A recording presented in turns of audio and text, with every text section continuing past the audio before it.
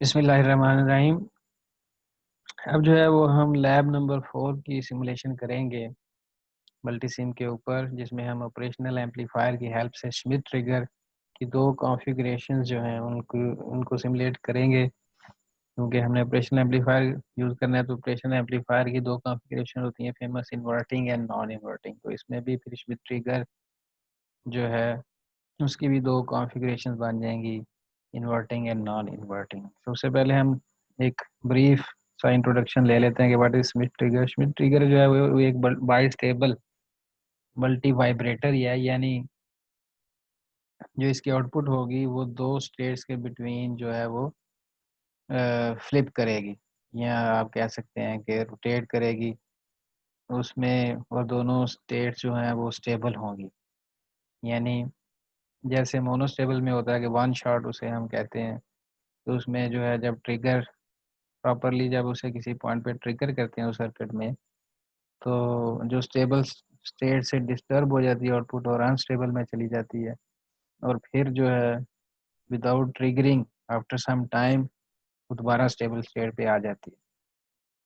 तो ये monostable multi vibrate होता है, और वो जो टाइम होता है जिस टाइम पे वो दोबारा स्टेबल स्टेट में आती है आउटपुट, वो आर सी जो पैसिव कंपोनेंट्स हैं उनके प्रोडक्ट से हम आर और सी के प्रोडक्ट से हम निकाल लेते हैं। इसमें भी यही है कि श्मिट ट्रिगर जो है ये इसमें दो ट्रिगरिंग पॉइंट्स होंगे, और हम इसमें एक अपर थ्रेशोल्ड पॉइंट सेट कर देंगे और एक लोअर थ्रेशोल्ड पॉइंट सेट कर देंगे। तो ट्रिगरिंग एक अपर थ्रेशोल्ड पॉइंट पे होगी और एक लोअर थ्रेशोल्ड पॉइंट पे होगी, और उस लिहाज से जो है वो स्मिथ ट्रिगर अपनी स्टेट्स जो है वो चेंज करता रहता है, या फिर आप ये कह सकते हैं कि आउटपुट उसकी चेंज होती रहेगी।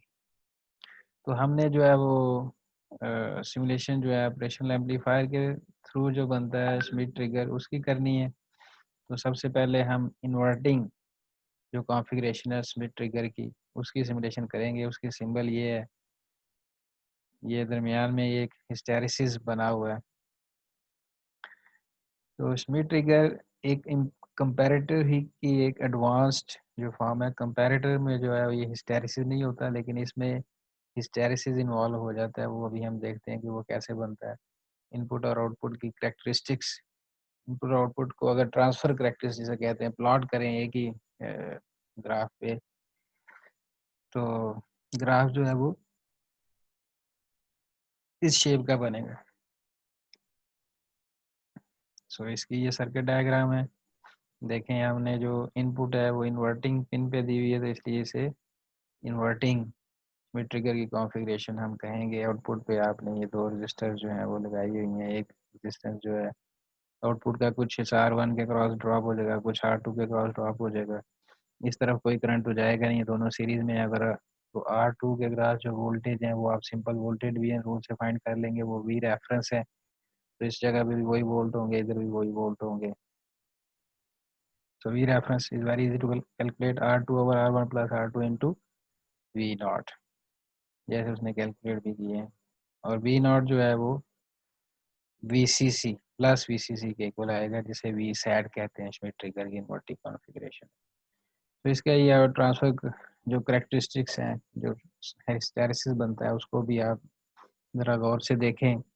लेट से इनपुट आपकी यहाँ से जीरो से स्टार्ट होती है राइज करनी, इस तरफ राइज कर रही है, इस तरफ फॉल कर रही है, इस तरफ डिक्रीज हो रही है, इस तरफ इंक्रीज हो रही है, इंक्रीज कर रही है आपकी इनपुट।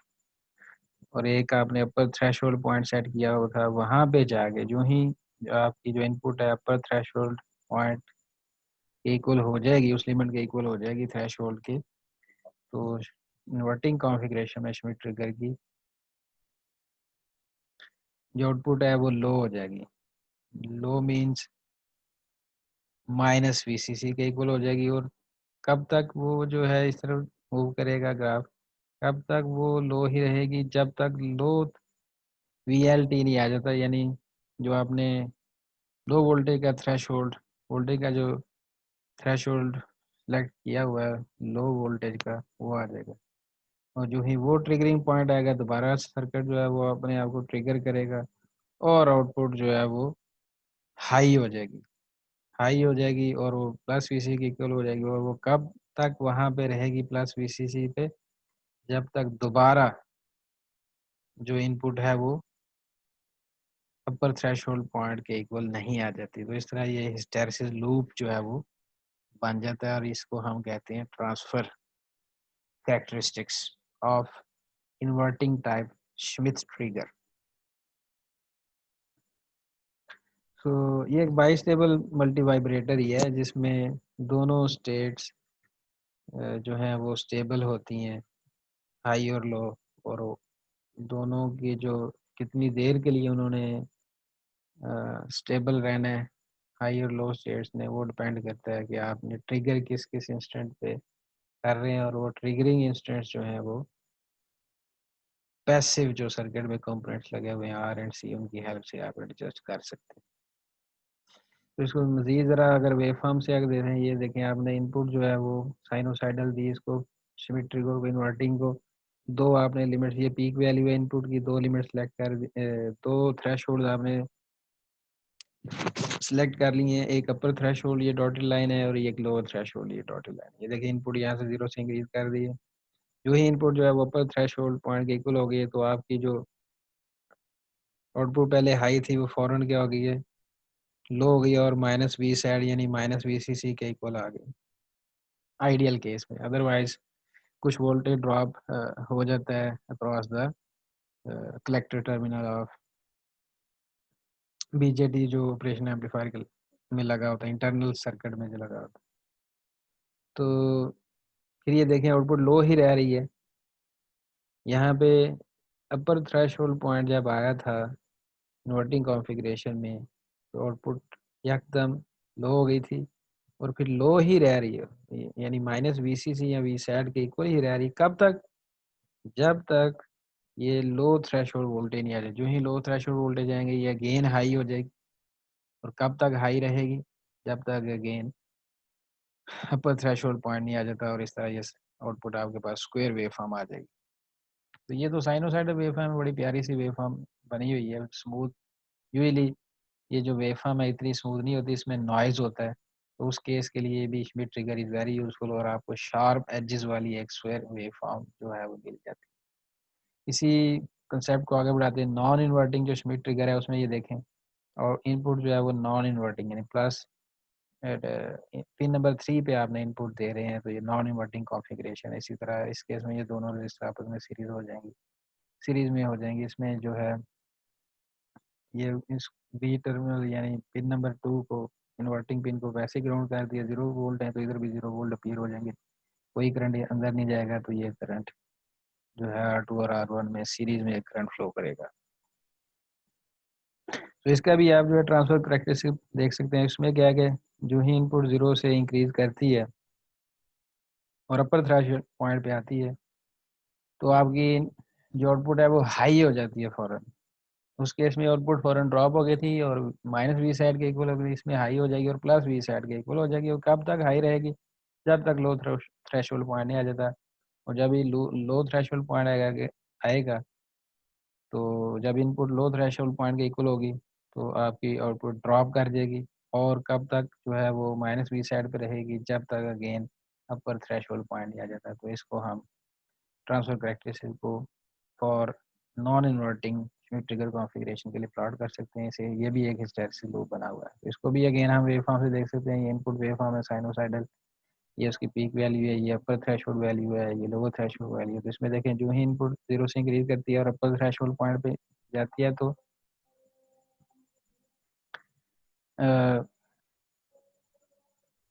आपकी इनपुट पहले 0 थी फौरन हाई हो गई।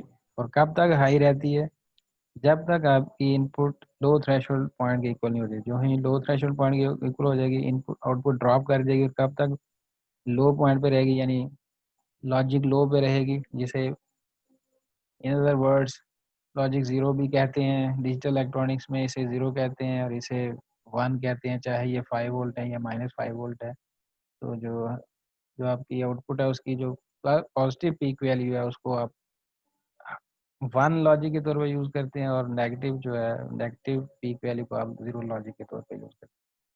सो अगेन जब आपका अपर थ्रेशोल्ड पॉइंट आएगा तो आपकी आउटपुट जो है वो हाई होगी। कब तक हाई रहती है? जब तक लो थ्रेशोल्ड पॉइंट नहीं आ जाता। तो ये है इसकी एक सिंपल सी इंट्रोडक्शन और एक ब्रीफ वर्किंग। तो अब हम जो है इसकी सिमुलेशन की तरफ जो है वो चलते हैं। तो उसके लिए हम मल्टीसिम को ओपन करेंगे।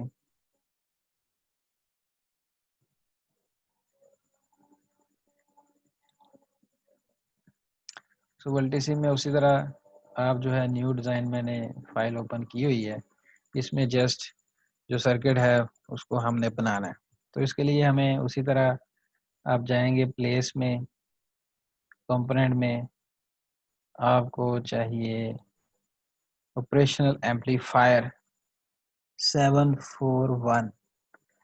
तो ये आपके पास 741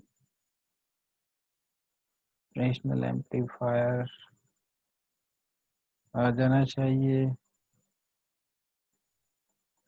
ये ऑपरेशनल एम्पलीफायर आ गया। एक ऑपरेशनल एम्पलीफायर आपने ले लिया, उसी तरह एक CRO आपको चाहिए, तो वो भी आपने यहाँ से सिलेक्ट कर ली।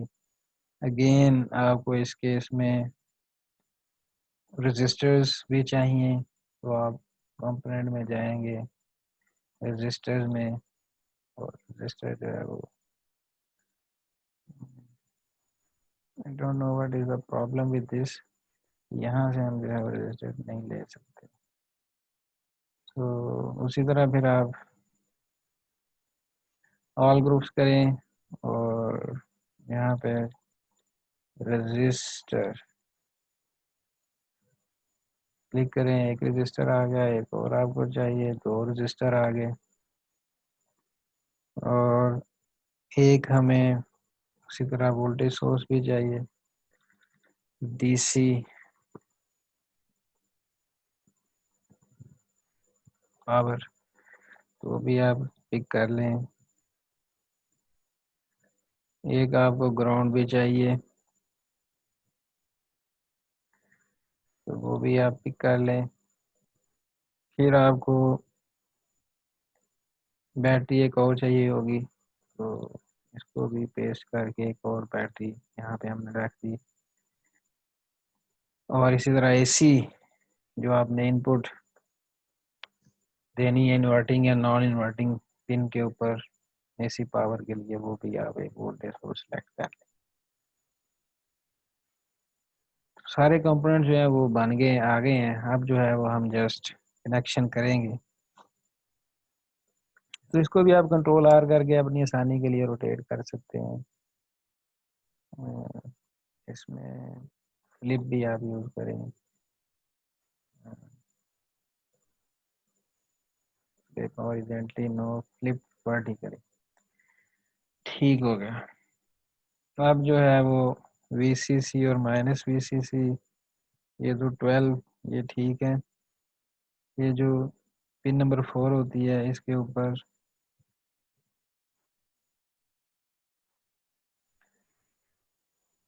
आप ये बैटरी कनेक्ट कर दें इसी तरह, और पिन नंबर 7 जो है इसके ऊपर भी ये बैटरी कनेक्ट कर दें। और इनको फिर बाद में ग्राउंड के साथ भी आपने कनेक्ट करना है, और इस तरह इधर इसको भी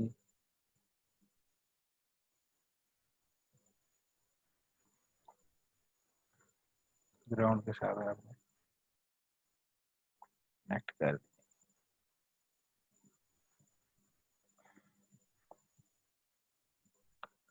ये रजिस्टर जो है ये आउटपुट साइड पे जाएंगी, उनको भी कंट्रोल R कर लें, इसको भी कंट्रोल R कर लें, उनको आपस में कनेक्ट कर दें।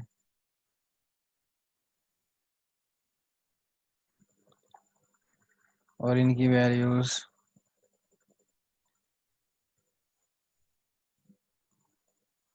91 के, और इसकी वैल्यू आप 10 के सेलेक्ट कर, या जो आपको मैनुअल में गिवन है वो भी आप रख सकते हैं। मैनुअल मैंने अपलोड कर दिया पहले।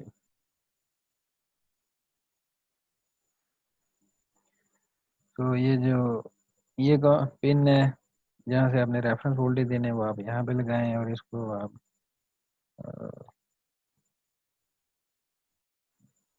ग्राउंड के साथ कनेक्ट करें। जो पिनें यूज़ हो रही हैं उनको कर लें, बाकी को छोड़ दें। और ये जो है आउटपुट आपने यहाँ पे कनेक्ट कर दी। अब सिर्फ रह गया कि वोल्टेज सोर्स को आपने पिन नंबर 2 पे कनेक्ट करना है, इनको इधर कर दें। वोल्टेज सोर्स को पिन नंबर 2 और दूसरा टर्मिनल जो है नेगेटिव इधर आपने ग्राउंड कर दिया। इसकी वैल्यू आप रख लें 10 वोल्ट RMS, और फ्रीक्वेंसी जो है वो इसकी आप 1 kHz कर लें, 1000 हर्ट्ज। अब रह गई बात सिर्फ सिलोस्कोप की। तो एक तो हम आउटपुट पे लगाना चाहते हैं सिलोस्कोप, और दूसरी हम जो है वो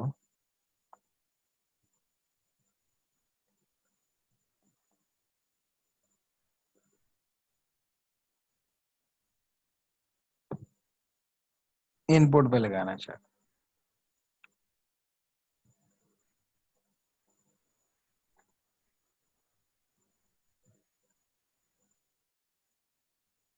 और ये टर्मिनल ग्राउंड के साथ ऑसिलोस्कोप का लगाते हैं, वो ग्राउंड के साथ लगा दिया, और इस टर्मिनल को भी ग्राउंड के साथ आपने कनेक्ट कर दिया। Sorry,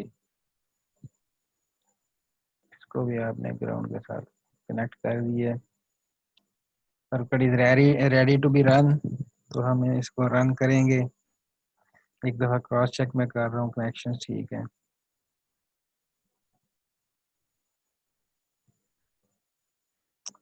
everything seems okay, so let's run it. और ऑसिलोस्कोप पे आप वेव फॉर्म देखें। तो इसी तरह आप टाइम बेस को चेंज करें।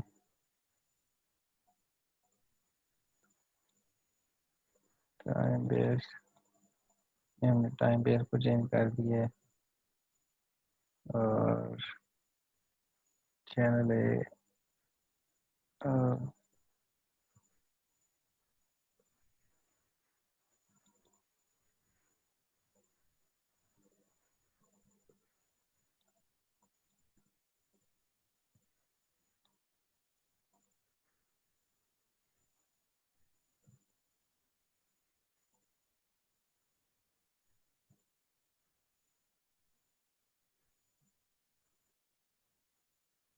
चैनल बी पे आपके पास इनपुट है। वो इनपुट मिस्टेकनली बहुत हाई रखती थी, इसलिए एवरीथिंग वाज गोइंग।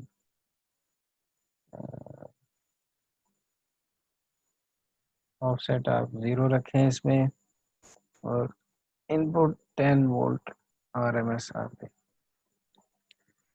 और अगेन रन करें।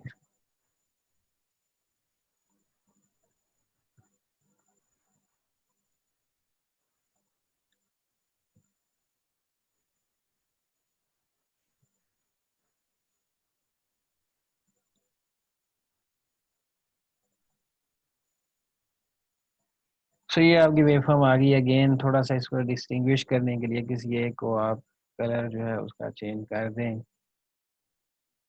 सो येलो, लेट्स से इस दफ़ा येलो कर लेते हैं, और इसको रन करें। तो आपके पास ये बड़ा क्लियर सा, और रिवर्स करेंगे तो और भी क्लियर हो जाएगा। तो इसको इसी तरह आप स्टॉप करके ऑब्जर्व कर सकते हैं। तो ये भी आपके पास वेवफॉर्म आ गई है। इनपुट वेवफॉर्म जो है वो आपके पास जो है वो रेड लाइन के थ्रू, और आउटपुट जो है वो येलो है। तो इसमें आप जो है अपर थ्रेशोल्ड पॉइंट और लोअर थ्रेशोल्ड पॉइंट भी फाइंड कर सकते हैं। तो जो ही ये वाला जो पॉइंट है ये आपका लो थ्रेशोल्ड पॉइंट है, और इसकी वैल्यू जो है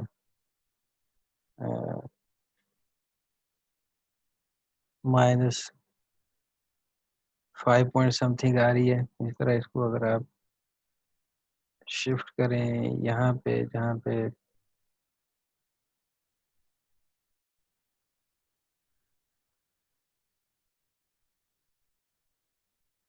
अपर थ्रेशोल्ड पॉइंट है तो वहाँ पे वैल्यू 5.621 आ रही है। तो इजीली आपने देखा कि वो जो आप जो है इन्वर्टिंग कॉन्फ़िगरेशन को मल्टीसिम पे इजीली जो है वो सिमुलेट कर सकते हैं और अपर थ्रेशोल्ड वोल्टेजेस और लो थ्रेशोल्ड वोल्टेज भी आप फाइंड कर सकते हैं।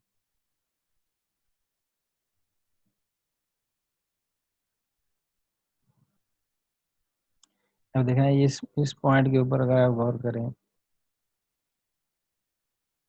तो यहाँ पे जो है वो जो ही आपकी इनपुट जो है वो लोअर थ्रेशोल्ड पॉइंट पे आई है,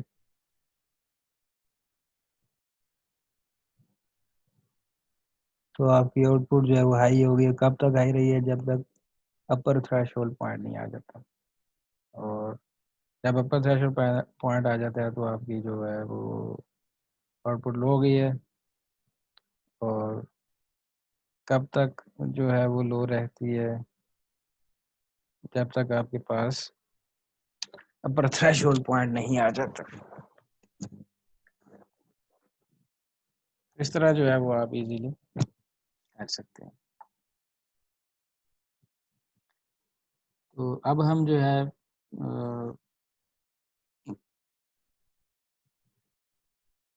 इसकी जो है वो दूसरी कॉन्फ़िगरेशन को भी सिमुलेट करेंगे। जस्ट उसमें चेंज सिंपल सी आपने ये करनी है कि आपने जो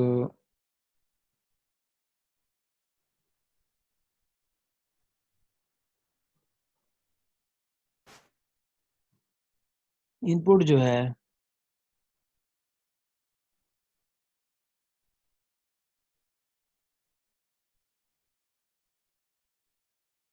ये जो इनपुट है इसको आपने नॉन इन्वर्टिंग पिन के साथ कनेक्ट कर देना है और जो इन्वर्टिंग पिन है उसको रेफरेंस के तौर पे वहाँ पे जो वोल्ट उसको रेफरेंस वोल्टेज दे देने हैं और वो फिर कनेक्शन यहाँ पे उसका बन जाए।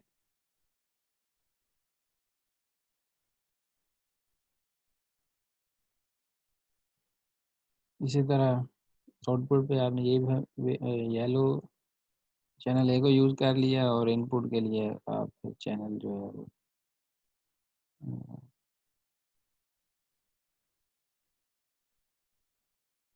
ये वाला यूज़ कर। बाकी कोई चेंज आपने नहीं करनी, सिर्फ ये करनी है, रन करेंगे आप उसी तरह तो आपके पास ये इन्वर्टिंग कॉन्फ़िगरेशन भी आ जाएगी। इसको भी आप उसी तरह देख सकते हैं। इसमें भी अब सेम जो है वो आप अपर थ्रेशोल्ड पॉइंट और लोअर थ्रेशोल्ड पॉइंट जो है वो फाइंड कर सकते हैं। तो इसमें आप देखें ये वो पॉइंट है जहाँ पे आपकी जो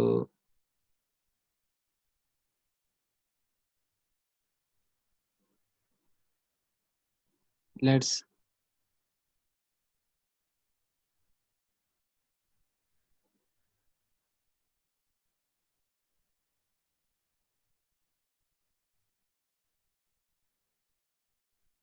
ये वो पॉइंट है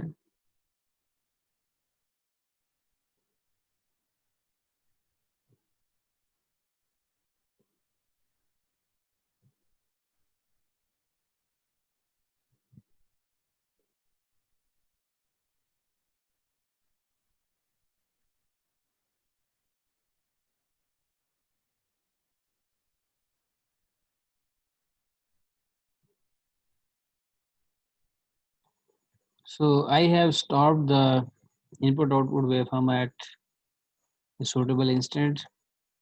सर्किट वही है कि अब जस्ट आपने क्या करना है कि जो आपकी इनपुट है वो आपने इन्वर्टिंग नॉन इन्वर्टिंग पिन पे दे देनी है और रेफरेंस जो इन्वर्टिंग पिन पे वहाँ पे ये रेफरेंस वोल्टेजेस दे देने हैं। जो भी वोल्टेज डिवीजन रूल से यहाँ पे वोल्टेजेस आएंगे।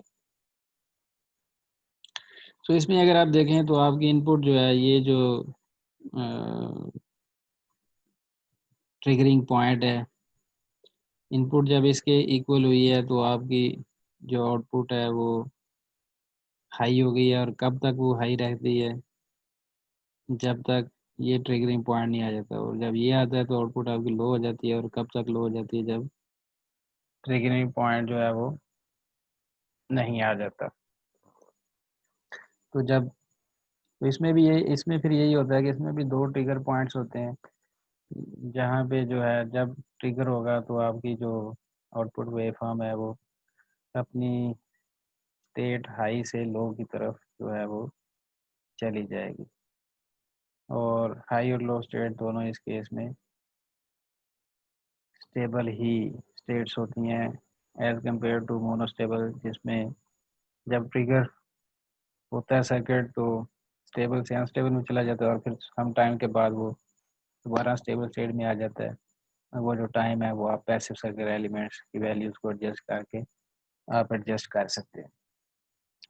सो इस तरह आप इस लैब में हमने इन्वर्टिंग और नॉन इन्वर्टिंग दोनों कॉन्फ़िगरेशंस को मल्टी सिम पे इम्प्लीमेंट कैसे करना है वो आपको सिखा दिया है। Thank you very much.